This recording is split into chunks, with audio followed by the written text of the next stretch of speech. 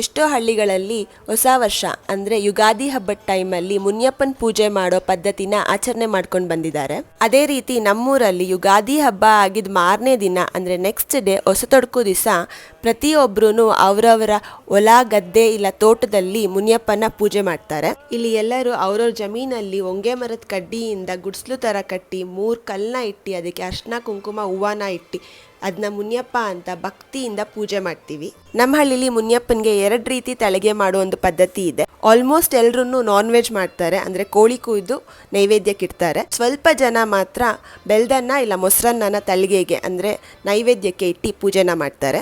ನಮ್ಮ ಹೊಲದಲ್ಲಿ ನಾವು ಮುನಿಯಪ್ಪನಿಗೆ ನಾನ್ ವೆಜ್ನ ಮಾಡೋದಿಲ್ಲ, ಆದ್ರಿಂದ ಇಲ್ಲಿ ನಮ್ಮ ಅಂಕಲ್ ಅವ್ರ ತೋಟದಲ್ಲಿ ಮುನಿಯಪ್ಪನ ಮಾಡೋದಕ್ಕೆ ಬಂದಿದ್ದೀನಿ. ಆ್ಯಂಡ್ ಈ ವಿಡಿಯೋದಲ್ಲಿ ನಾವು ನಮ್ಮೂರಲ್ಲಿ ಯಾವ ಥರ ಮುನಿಯಪ್ಪನ ಪೂಜೆನ ಮಾಡ್ತೀವಿ ಅಂತ ನಿಮ್ಗಳ ಜೊತೆ ಶೇರ್ ಮಾಡಿದೆ. ಆ್ಯಂಡ್ ನೀವೇನಾದರೂ ನಿಮ್ಮೂರಲ್ಲಿ ಕೂಡ ಮುನಿಯಪ್ಪನ ಪೂಜೆ ಮಾಡೋದಾದ್ರೆ ನೀವು ಯಾವ ಥರ ಮುನಿಯಪ್ಪನ ಪೂಜೆನ ಆಚರಣೆ ಮಾಡ್ತೀರಾ ಅಂತ ಕಮೆಂಟ್ಸಲ್ಲಿ ತಿಳಿಸಿ.